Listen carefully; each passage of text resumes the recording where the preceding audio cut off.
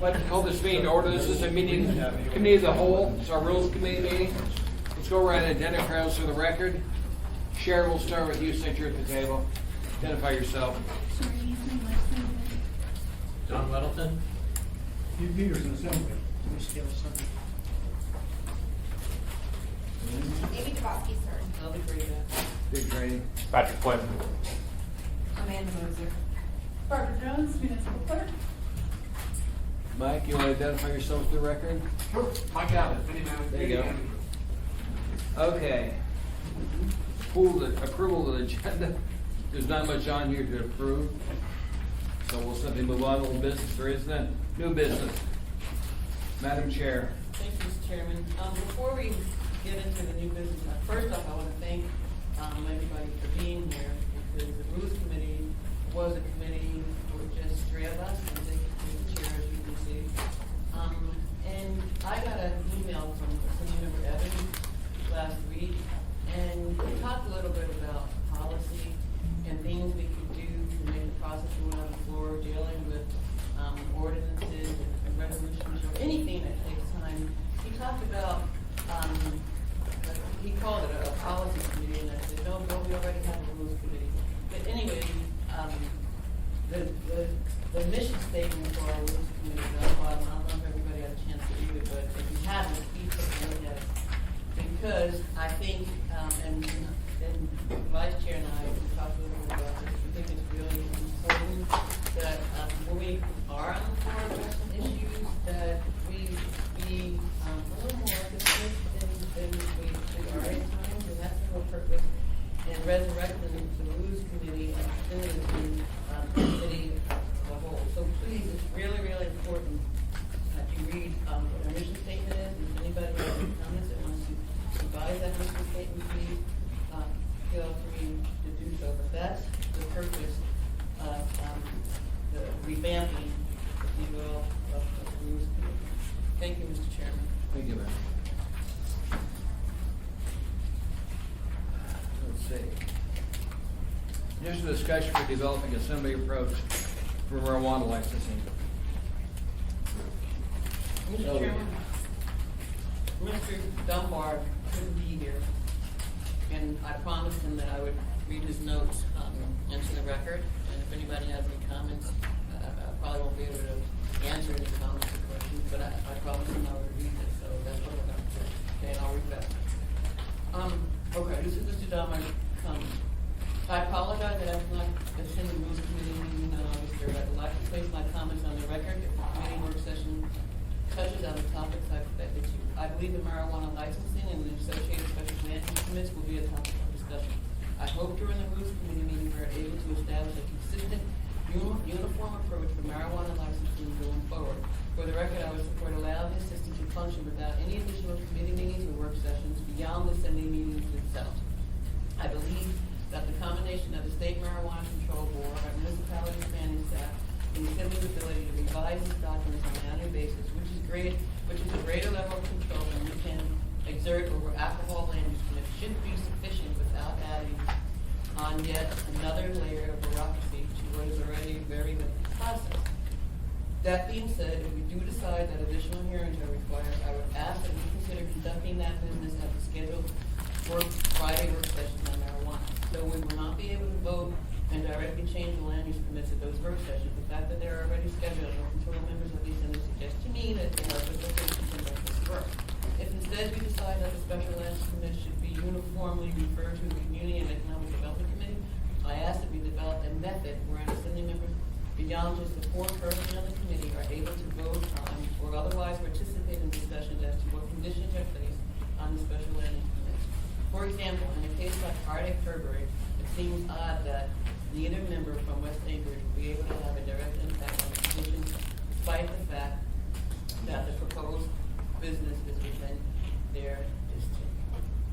Thank you, Mr. Chairman. I don't think that one's in West Anchorage this week, actually. I think it's in our district. Arctic comes down. I know, I think the C Street is the street. Yeah, but some of them are in our district too. There's no 76. But that one is.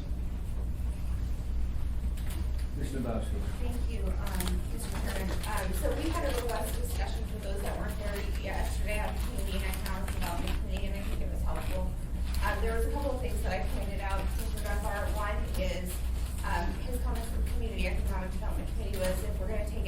should do it in a work session, and I pointed out we can't do that. But the other thing was, I think, I understood what he said about, basically, if he had something come up with his district, he wanted to be able to vote on it in committee. So my suggestion was to him, I've never seen leadership deny somebody from being able to be on the committee if they wanted to be. So if he wanted to be on the Community Economic Development Committee, he should, be on it, because I'm sure we would welcome him with open arms. But beyond that, I just kind of laid out the history, and I pointed out, Mr. Tierney has come to almost every single meeting that I can remember for the Community Economic Development Committee when he was in town. And there's never been an assembly member, even if they were on a committee or not, that wasn't allowed to participate fully. I mean, maybe they didn't vote, but we don't always take action in committees either. But my experience has been, it has been a robust discussion with all assembly members who are present in these committee meetings. And oftentimes when an issue is raised, it's addressed. And usually if we do take some sort of action, whoever it was that was raised it, usually it's the satisfaction typically of that person who raised the issue. And sometimes it's no action, sometimes it's action. But I think that's the purpose of the committee process, is to be able to vet these issues and talk about them. I understand what he's saying about the levels of bureaucracy within the state and the city, but I am one who's not going to rely on the state doing an adequate level of vetting, because we're looking at different things. So the reason, initially I thought when we were doing marijuana licenses, they would go to public safety, but the more we start talking about the particulars of them, we're finding that it's land use and zoning codes that are typically the most talked about, whether it's fencing or signage or whatever. So that's why I made the recommendation at the assembly meeting that I thought the Community Economic Development Committee was the most appropriate place. My other recommendation was, as these licenses come up for renewal, if we're going to have a problem with an operator, we'll see that particular maybe alcohol license get referred to the public safety.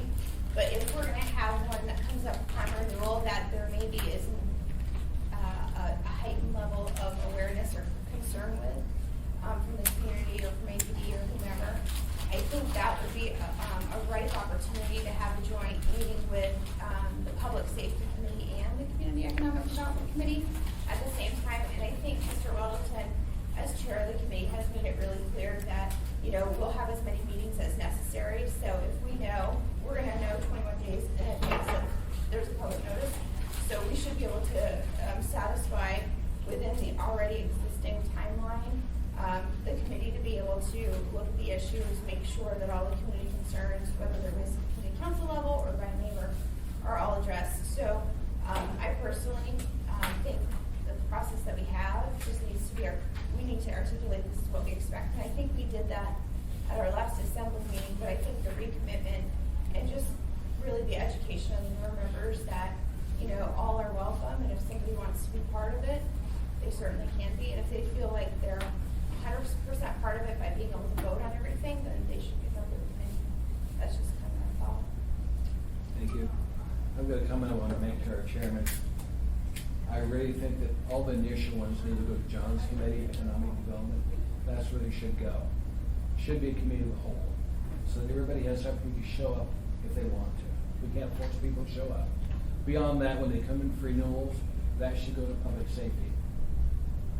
The initial one should go to John's committee because we're going to have planning there.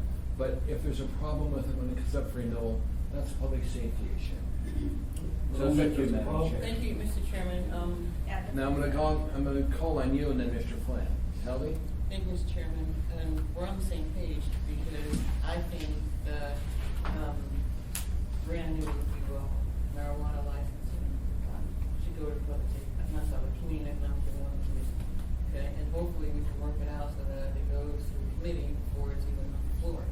So that when we're on the floor, the committee chairman can simply say, this is before the committee and we approved it at the committee level, and so we can move on the floor. So I really appreciate that, your comments, and I hope that the chair of the committee agrees. Thank you, Mr. Chairman. Thank you, Mr. Flynn, sir. Thank you, Mr. I'll Chairman. come to you. Step in here and pretend I'm the clerk for a moment. We don't vote in committee. Committee can report out what the member comments, concerns, order, but we don't vote in committee, so I have no objection to the additional review. I wasn't party to that decision at Community Economic Development, but you can't kill a resolution, an ordinance in committee. Once it's introduced, it gets voted on one way or the other. I think one of Ms. Domboski's comments was particularly on point here, and I would humbly make a suggestion to the chair of the Rules Committee, or perhaps just our chair, that we invite the Marijuana Control Board staff to give us a presentation on their review. Ms. Domboski made, I think, a reasonable comment that we shouldn't necessarily count on them to do everything that we would want them to do, but we should probably know what they're actually doing, so that we can look for the areas that we think might require a little more scrutiny, and try to focus those committee conversations on those points to make sure they're addressing the concerns that we might have that aren't necessarily in state regulation or code. So that, I think that would be a useful hour for us, so that we're knowing what we really want to look for, as opposed to perhaps requiring applicants to jump through the same hoops over and over again. Mr. Chairman, I know there's folks before me, but would you allow me to speak directly? Go ahead, ma'am. Thank you, Mr. Chairman. Thank you for your comments, Mr. There's no one before you. And you're right, the body as a whole, we don't vote in committee. What we do in committee is we take a vote on making a recommendation to the body. So just for clarification, that's how it works. For example, Mr. Reddleton's committee, Community and Economic Development, somebody makes a motion that this committee recommends that this be approved. So it's a recommendation to the body as a whole. Thank you, Mr. Chairman. Thank you, John. And then That's Pete. good to know. One question, if it's a committee of the whole, is there a quorum issue there? You were saying maybe change the committee to a committee of the whole. Well, Mr. Trainee said. I was suggesting that, and there's usually not a problem with there's not a quorum number. Not like some organization have a quorum number, we've never done that. It's whoever can show up. It's just a committee of the whole allows you to attend it, because some people are worried, I'm not on the committee, I can't go there and say my 2 words as a Sunday member. And quite frankly, as Amy will tell you, not much shuts me up. Well, So even though I'm not on, when she was chairman of it, I'll go there and. And you were never asked to shut up. No, I wasn't. Everybody. But if we're, No, everybody was always on that specific point though, if that's the direction we're gonna take, then I'm gonna have to ask the assembly to revisit excluding me from consideration of licenses. If that's where we're gonna take these things up. I don't think you should have been. Well, I agree with you, but, I mean, and actually industry contacted me and they're very concerned about that ruling, and I expect it'll be communicated with, from them, asking that I be included. And but that discussion I think, needs to take place before we're gonna start having the committee out of the whole reviewing these things. I'm not allowed to play. Well, and, you know, It's up to you, it's just my suggestion. Amy? thank you, Mr. Trainee. And I don't want to sound really like, I don't know what the word is, I'll just say it. I am not one who's necessarily partial to having every committee a committee of the whole. When I look at people that are on specific committees, oftentimes, like I look at Mr. Honeman. Obviously, he has had a significant background in law enforcement. Mr. Evans, both former police officers. Forrest has experience in law. I mean, they're right for public safety committee, right?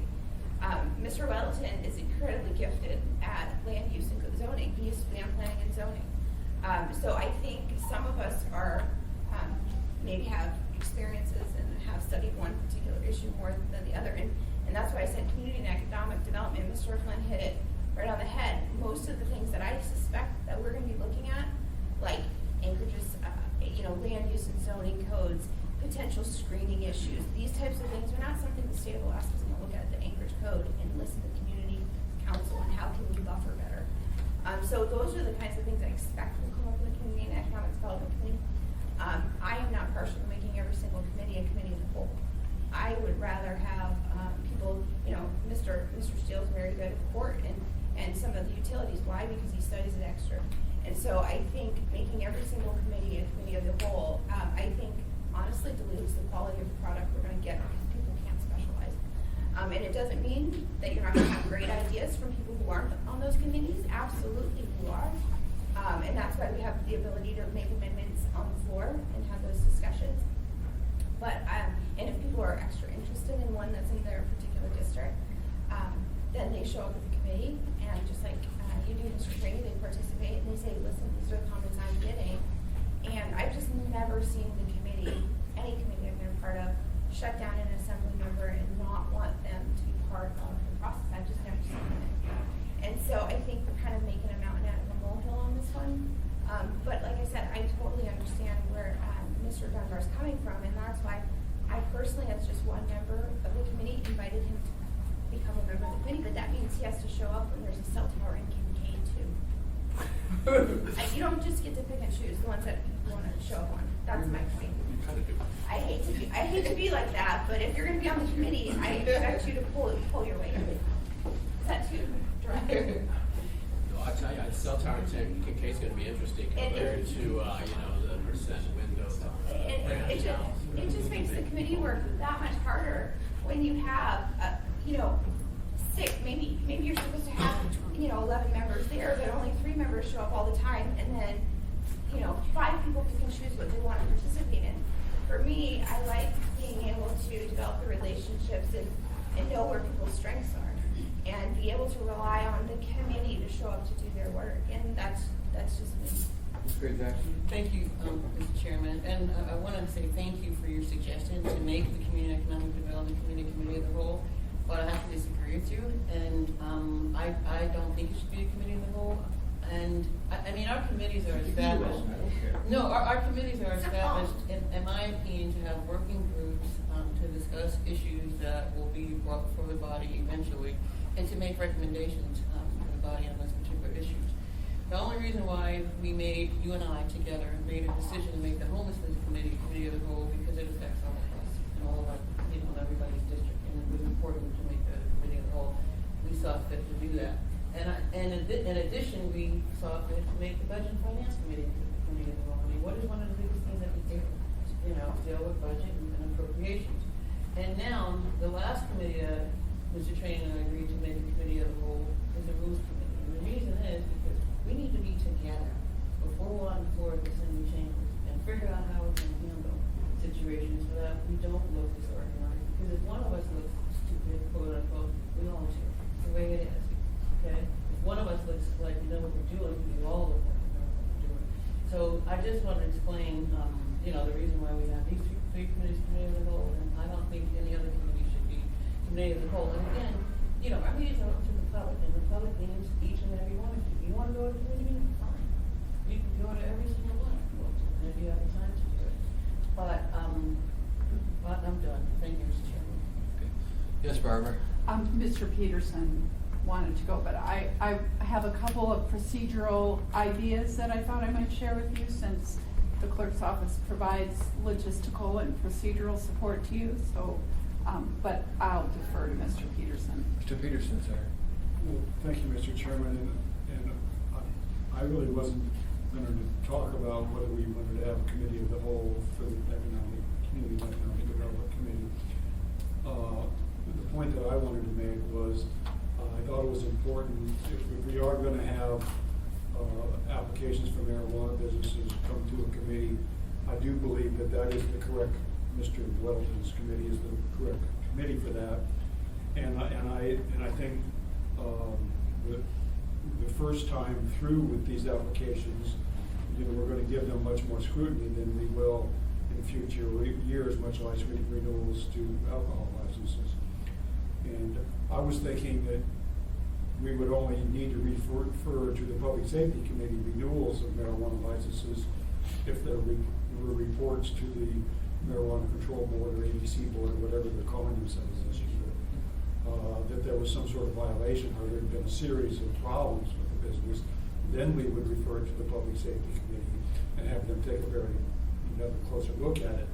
But if someone has had no violations and had no complaints, I don't believe that we should be adding additional items to the public safety agenda, because there's already a lot to be discussed in that committee. It seems like every time I've been there, we've been close to running over or did run over, so that's just my opinion on that. You know, I think the first time should come to this committee because we're doing land use, we're doing zoning, we're doing all that.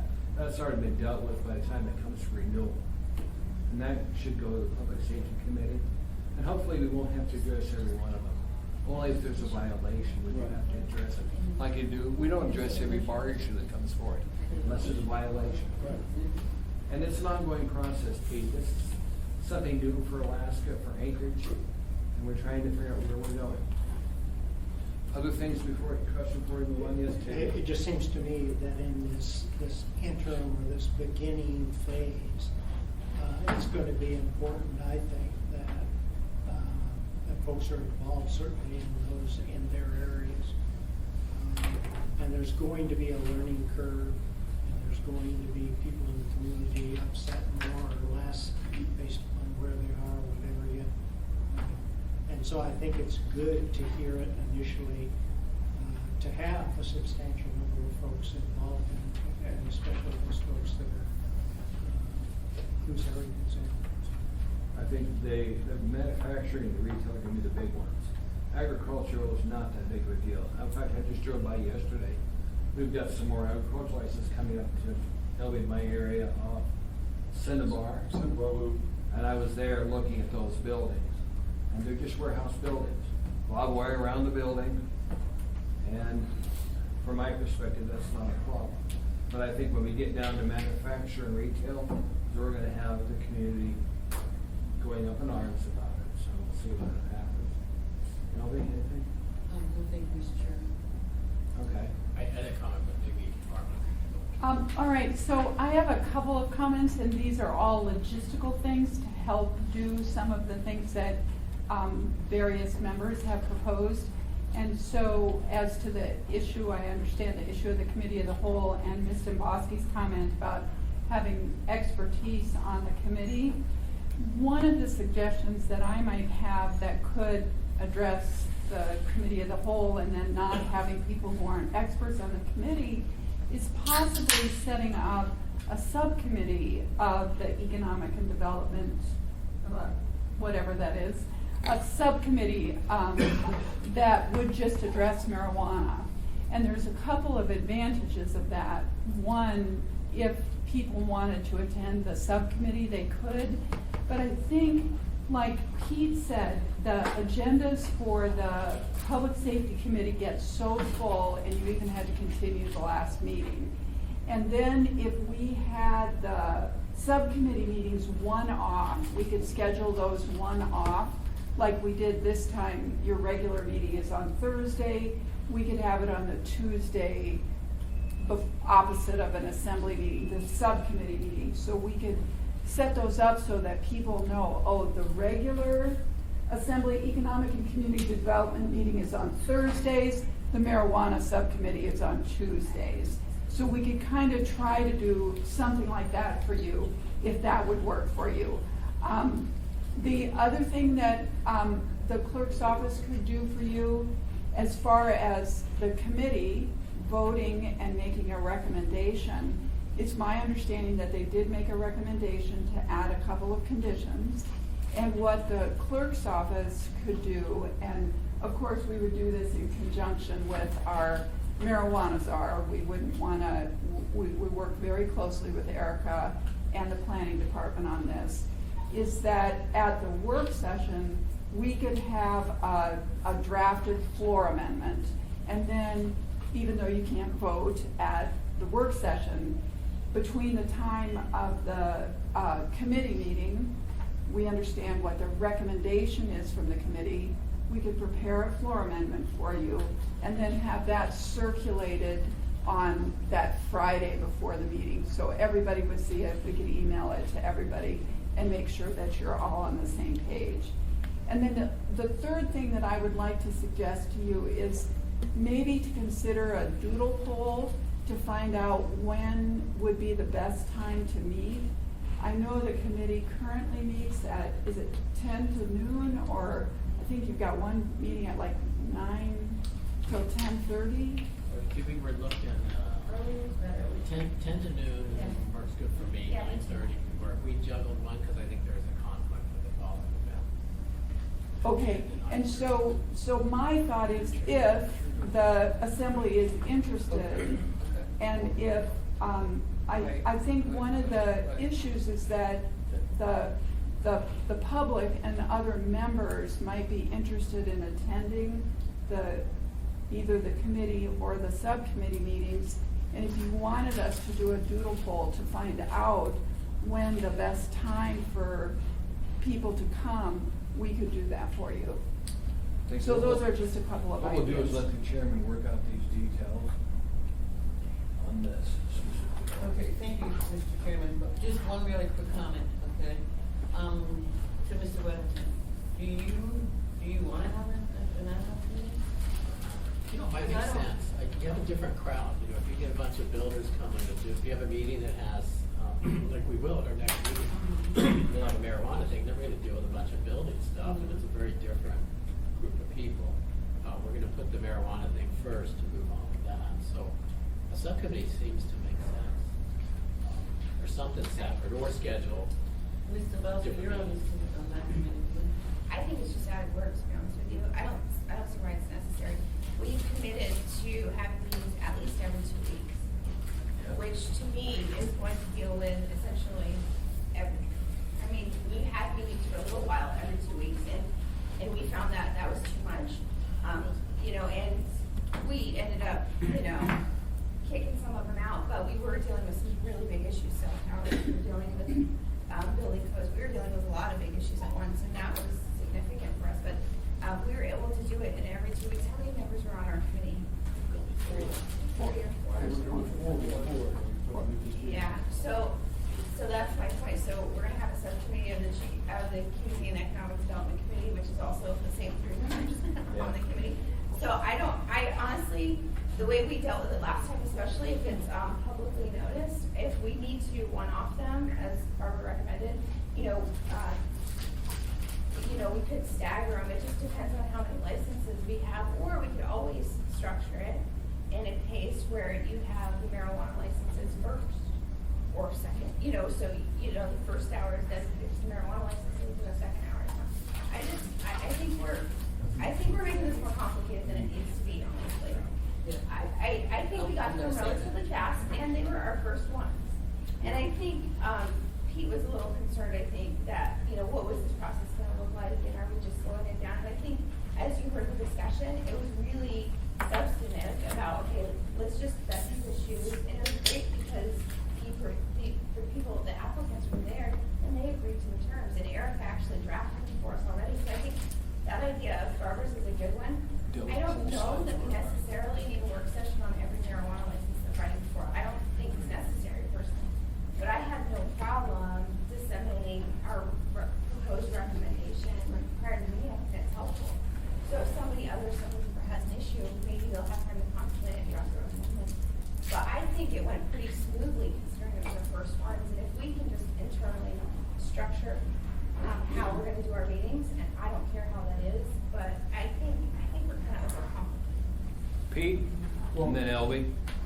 Thank you, Mr. Chairman, and I think when we go to our regular assembly meetings, when John does his committee report, he could say, the committee, heard such and such a license for so-and-so, and, Recommended approval. And we recommended approval, go down 2 or 3 or whatever it was, and so everyone that wasn't at that meeting, that was on the assembly, would immediately know where the committee was on that particular application. That would make sense to me, and I think 2 meetings a month, I don't think we need a subcommittee either. I think, if we have to meet 2 hours twice a month to get our work done for a while, we can probably look at that. I will tell you, there were years ago, we remember it, when the assembly met every Tuesday, work sessions. And then you met the night to get your work done. We've changed from that. We meet as much or as little as we need to get the business done. Elby? Thank you, Mr. Chairman. I'm gonna leave it up to Mr. Weddington, who's the chair of the committee, committee to decide how you wanna go, but just please let us know, let Dick and I know, and Barbara know what your plan is, so that we can, work it from there on out. And anyway, and some of the other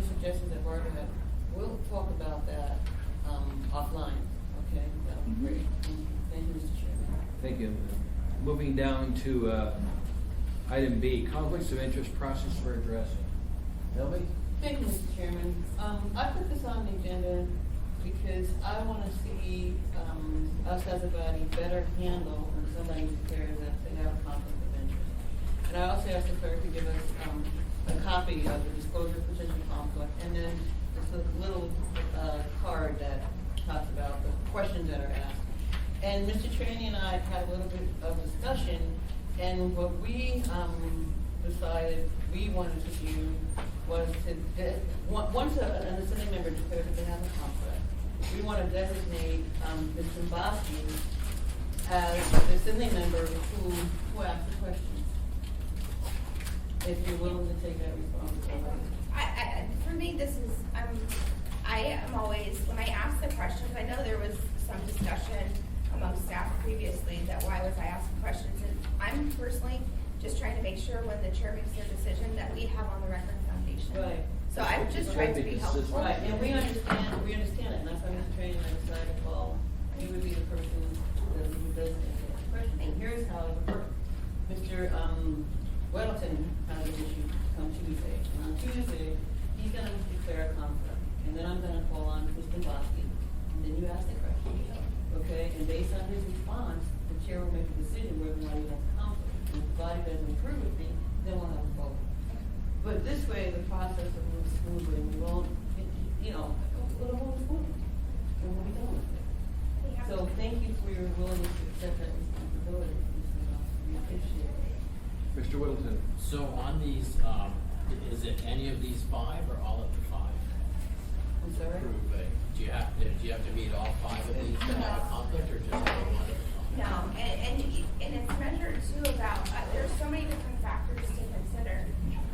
One, you heard the discussion last time about Mr. Flynn, and though he, I think satisfactorily answered these questions, like what was your interest, was it significant, was it this, was it that? Mr. Crock had, he didn't necessarily agree that the interest wasn't significant, but the real overriding one I think that swayed some people was the public interest, like what was the public perception? And the assembly ultimately always has the final decision. It's what is the value of this person's participation, and does public perception or does financial or private interest outweigh that participation? And so there's not one smoking gun necessarily. And I think it would be helpful to recirculate maybe my Board of Ethics opinion that I requested, because obviously my husband's an active firefighter, and so I overly disclose all the time, because honestly, and I've had this talk, I wish Julie was here, I've had this talk with Julia, and we are both of the mind, if actually push came to shove, I think it totally would be appropriate for me to vote on my husband's contract. Because if you look at Ben's pay compared to the whole contract, it's de minimis. That's Mr. Flynn's here. But for public perception, for public perception reasons, I asked not to vote on my husband's contract. So it's never been in that. But with that said, I've been allowed to vote on letters of agreement, or I've been allowed to vote on personnel rules, purchases, all that stuff. And in fact, if you look at the Board of Ethics opinion, they flat out say in labor matters, administrative agreements, letters of agreements, all those things, I can actually participate. That's what the Board of Ethics. And so the basis for whether you participate or what's in the code is you have to make an adequate disclosure. It doesn't say these something. I mean, they can weigh all these things and feel that though you're interested, you have an interest, maybe it's small. And it's, in totality, it's not the big thing, so it's not one or all. It's really a case-by-case basis. So Mr. Flynn's tricky because, look, he owns a couple, he has a couple of liquor licenses. He has a couple interests in liquor licenses, right? He's never been barred from voting on every single liquor license. Well, last time. You what? One of them. Well, and there was one that was like across the street or very, very close. And so that one was a different thing. But the difference being is, last time we just uniformly said, no, you can't participate in any marijuana licenses. And so anybody challenging that ruling to clearly say, listen, we have the same standard in alcohol license. So I think it's healthy for us to have the conversation, but I think it's also helpful for you to go back and read the ethics code again, and I'll share again, because I introduced this as an AIM with the Board of Ethics opinion when I proactively asked for it. Because Mr. Train's wife was a teacher, so sometimes this comes up sort of with the ASC budget. But no other assembly member that I can recall has had an actual spouse over for the city when they were in something. So it's been a little different. That's why I was. But I think it'll be helpful. Was. Does that help at all? I think it did. Thank you, Mr. Bosky. And if I can suggest, can you send that to Barbara and have her send it to everybody? Yep. Let's go to Bill and then Mr. Flynn. Bill? Thanks, Chair. I wanted to say that Amy is exactly right, that on the specific question of whether one of the 5 factors is the smoking gun factor or the factor linked to determination. No, they're all just factors to be weighed in an overall case-by-case determination as to whether the interest is substantial. And that's in 35D, some of circulated these selected provisions of the code. The only other color commentary is going to make is that there are 2 other code provisions which are relevant to someone wanting to play the home game and look at how our ethical conflict of interest provisions work. Those keeping score, those are Charter Section 1703, which is actually slightly more permissive than what we have done in the code. That reads, an elected municipal officer may not participate in any official action in which a person or member of the person's household has a substantial financial interest, like the code, unless, after disclosure of the interest, his participation is approved by a majority of the body. This prohibition shall be implemented in a manner provided by law, including the provision for public disclosure. Our code is actually a little more strict than that, because we say if you've got a substantial conflict of interest, you are out. You can't actually prohibit that person from participating. The rest of the code provisions that are in our ethics code are basically kind of here. And the one other that I would flag for the Assembly's attention is the general purpose and intent statement at the head, which is 11510. And C provides, among other things, the Assembly further recognizes that in a representative democracy, representatives are drawn from society and therefore cannot and should not be without personal and financial interest in the decisions and policies of government. Standards need to distinguish between those that are minor and consequential conflicts that are unavoidable in a free society governed by a representative democracy, and those conflicts of interest that are substantial and material. And then D goes on to say, there is no substantial conflict if, as a specific matter, the personal or financial interest of the official, executive, or employee in the matter is insignificant or is of a type generally possessed by the public or a large class of persons, nor is there a substantial conflict if the action or influence have only an insignificant or conjectural effect on the matter. Those are the standards that these D1 through 5 are trying to get at. Thank you. Mr. Flynn? Mr. Bosky had a quick follow-up. Sorry, Mr. Bowski, to follow up? Yeah, and I was just gonna say, this is one of the things that I focused on when I was asking Patrick his questions. Is the source of conflict or potential interest, is it conjectural? Can you say, we're gonna pass this and your husband's gonna get a raise? Or you're gonna do this and this is going to happen? And there was a lot of speculation going on, well, this could happen, if this could happen, you had 4 other factors, and the code clearly says, is it conjectural or is it not? And that's why I personally felt like it was conjectural, because we have this hypothetical, maybe he's gonna have a business, but he hasn't gotten a state license yet, and maybe this, and maybe that.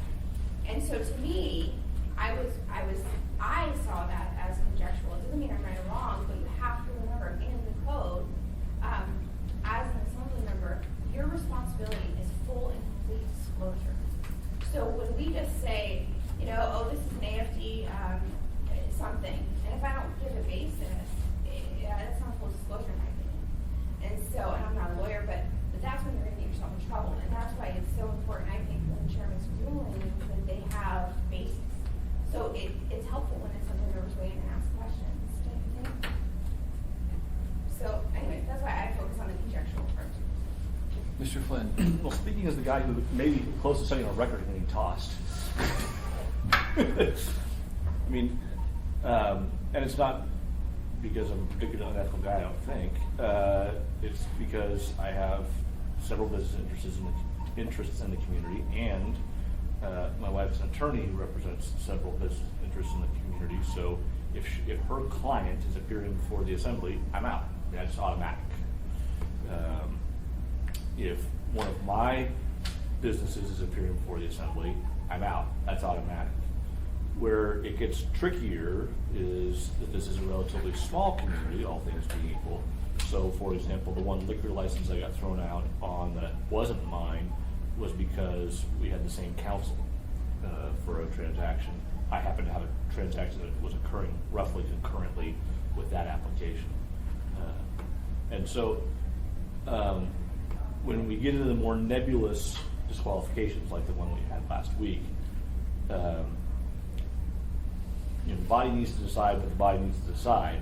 What I would ask of you is if you think I should participate, that you articulate the why, because that's really the crux of it, is maintaining the public trust. So in or out, articulate why you think I should be in, articulate why I should be out. And it doesn't go for me, but for anybody, if it's a close call, so that the body politic can look at our decision and evaluate whether we made the right one. And they don't get to revisit it, but they should at least have the opportunity to review it. Questions, some of the members? I'll just ask it since we're having this brainstorming session. I used to do that, and then I was talked to saying it looked like I was making the decision, which I was just mirroring what I had seen other members doing, because I'll see Phil Star weigh in and say, you know what, he'll ask Patrick a lot of questions, and then he'll say, well, I think you're fine. And I think it's helpful for us other members to do that. Now, for me, if I'm doing the baseline and giving the foundation, I'm happy just to ask all the questions and see if there's other people, or if the chair just makes her decision. Like, if nobody hears what I think, I'm fine not saying it. And just, if I have a problem, obviously I'm not afraid to challenge the rule of the chair before. So, but to me, I think it's helpful.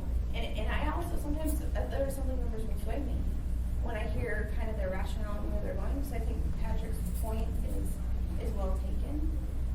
Because, I think Mr. Hoffke, even though we saw it differently, and Mr. Evans last time, I think they both made good points, and they got on record why they voted to exclude him. And I think that's helpful for the public too.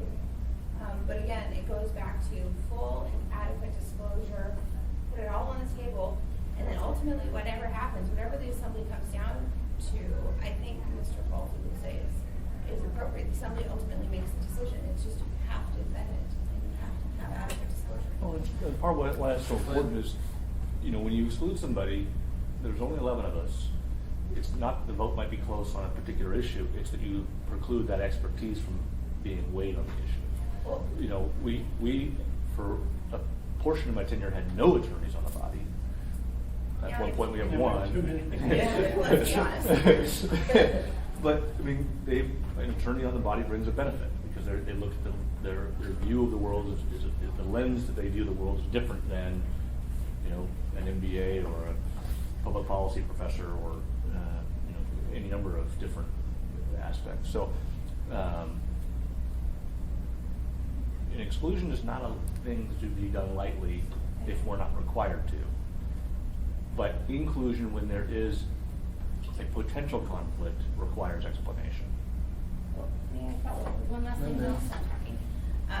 And I think this is the reason you've never heard me say it before, but this is specifically the reason I articulated on the board. I felt in the last issue there was another issue of factors that should have been considered. It's the reality of the situation that Mr. Flint's a single member district. He's the only one of us. So effectively, by excluding him when there was a conjectural potential conflict, in my opinion, effectively, how many people do you represent? About 35,000. So 35,000 people literally had no assembly member to even consider an issue that was substantial in his district. And I thought that in itself, because there was no clear, in my opinion, there was no clear conflict, I could be wrong, but in my opinion, I thought that right there outweighed any particular perception, because to me, again, now, it's not just a matter of are we upholding the public trust, but are we effectively disenfranchising 35,000 people? And that's why I took so much exception to, the speculative thing, and I just wish there was a little bit more, consideration, and I think, I know it's the first time I've ever said it, but that's why I brought it up. It's because if somebody would have said, listen, I'm Phil Starstein before, hey, I own a hangar right here, they're gonna do road improvements that literally abut my property. Obviously, that's gonna improve the value of this property. Obviously, that's a clear one. I just didn't see that level, and I was considering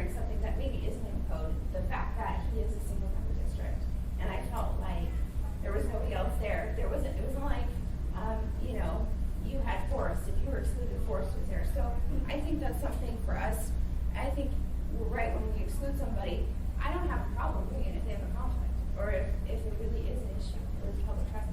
But if we do it, I don't think we should have it. Other questions? Yes.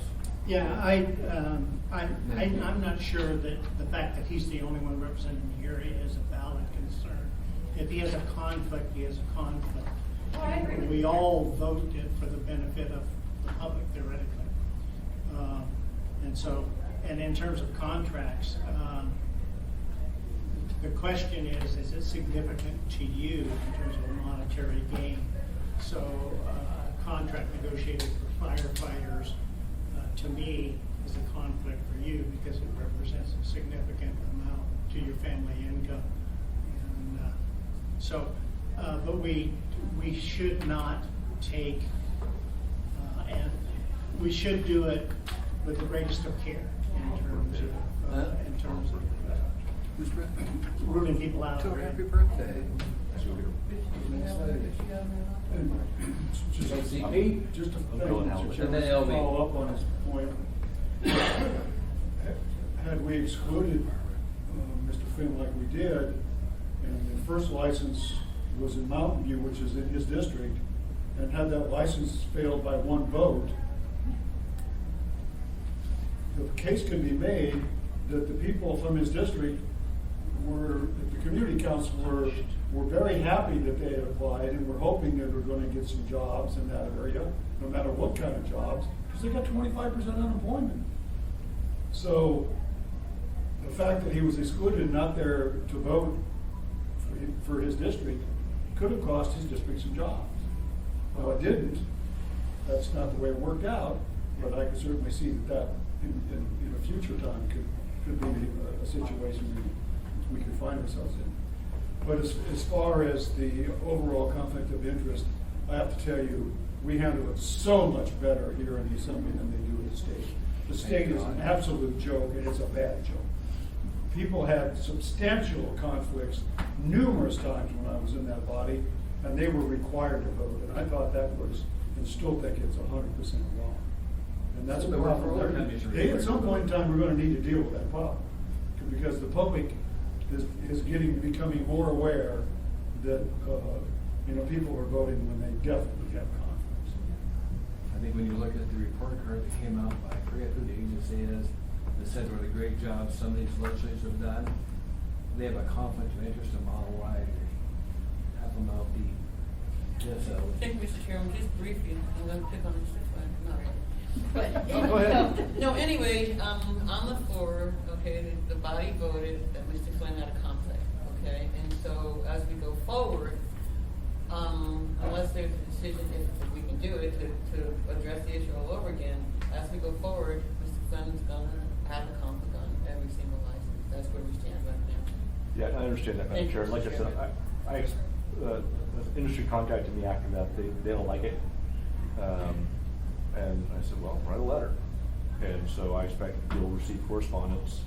And at that time, if you get that, you can revisit it and the body can make a decision. Okay, thank you.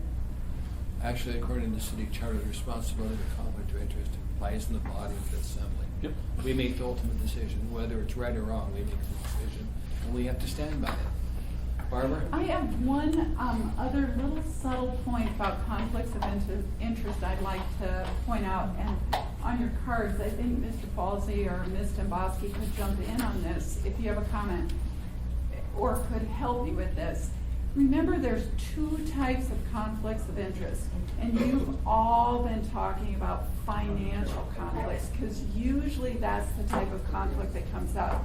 But I know that at one time, there was someone who brought up a private interest, and the issue was, I feel uncomfortable voting on this because this is a friend of mine, and that is a private interest. And I just want to make sure that even though they're together on the questions and together in the code, they're different types of conflicts. Are you speaking of when Mr. Starr asked to be conflicted out of the Eberhard matter, or is that different? Well, here's a different example. Mr. Starr was friends with some contractor who provided gravel on something. He was friends with someone. he didn't want to vote on it because he was friends. And those are, it is a conflict, or could be a conflict, that needs to be disclosed. But I just want to make sure that we know that the question could be, is the private interest held by the member a substantial? So you could split all these questions up and ask them separately. And I know that you know this, but I just wanted to remind you, sometimes when we're writing down the motion or taking the minutes, it's not as clear. And so I just wanted to bring that up. I have one Yes, example. ma'am. So previously, one assembly member who's now in the state senate, there was an issue that came before her, and her mom was very opinionated about that particular, it was Anna McKinnon, I know. Fairclough at the time. Anna Fairclough. Yeah, and her mom had called her up and said, don't you vote on this, and it was gonna be something that impacted her mom. And so she was very clear, listen, my mom called me on that, like she, put it out there, her interest was, it was significant, and it was private, and she was getting pressure from her family, so she didn't participate. So I think that goes, whether it's family, whether it's friends, whether it's, your neighbor. What happens if you vote in contravention to your family desire? Well, I have to tell you, Then you get voted off the island. and there is a discussion to be had, because remember the cell tower we've all talked about on my street, right? So that was a disclosure that I had to make. I felt that I could be fair and impartial, and I felt I had more information than anyone else did about that particular location. And in fact, I was allowed to participate, but I made a full disclosure. And I could have seen how some people would have said, no, it's on your street, you can't participate. But I made it very clear. I talked about all the community council meetings I went to, and that I took no positions at those community council meetings. And in fact, I voted in a way that was opposite of what the neighbors on my street wanted, because I felt like it was in the best interest of the community at large. So I think the important part is what we've been talking about. You have to make a full disclosure to the assembly, and the assembly will make the decision.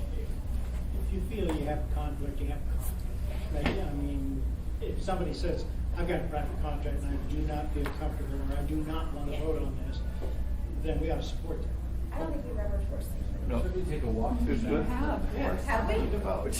I'm trying to think of who. I mean, Trey Gang coffee. Oh, I wasn't here back then. But no, when you said, you're oversimplifying. If you have a conflict as spelled out specifically yeah. in code or the charter, yes, you have a conflict. If you have a potential conflict, that's a more difficult question to answer. And that's what we're getting at here. I mean, as I said, if one of my wife's clients appears before the assembly, I'm out. That's it. If one of my licenses before the assembly, that's it. I'm out. No question. If I don't want to vote on it, get up to the bathroom. You simply go to the bathroom. There's a lot, I've been in the assembly a while, and there's lots of individuals that simply got up and walked to the bathroom for 20 minutes because they didn't want to vote on the issue. That happens. That's technically not legal. Don't say that. Your It attorney happens. is not here, but as the person that assists you with process, and the code says that the assembly members have a duty to vote. If you do get up and go to the bathroom, that to avoid a vote that is You know how not you deal with that? appropriate. What I'm if I didn't sorry. show up You that call day the House to for vote the- on the for issue, meeting? and then they're That's, back. thank you. Mr. Trainee, I know we're all talking right now, could you please say that on the record, because you're correct?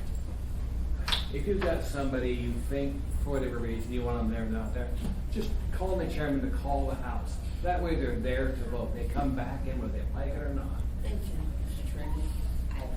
We used it many times in the past. One last thing, we gotta get. And then that's it. So I think this is something that is also important. When we have specific proceedings in front of us, whether it's an appellate decision, a planning and zoning action, whatever, assembly members also have a duty to avoid conflict. So if we have an issue that's right in front of us, and you're not supposed to be out engaging the parties, if somebody goes and does that to get themselves balanced, that's not right. I mean, honestly, you have a duty to avoid conflict too. And so it's one of those things. I mean, John, Well, just on that, because from you have a comic book issue? Well, no, but planning commission, we don't go talk to petitioners on anything. The case is coming up, just Either clear. correct. But in the case with, these marijuana things, I did go look at treatment and talk to the petitioner or applicants. Is that a problem?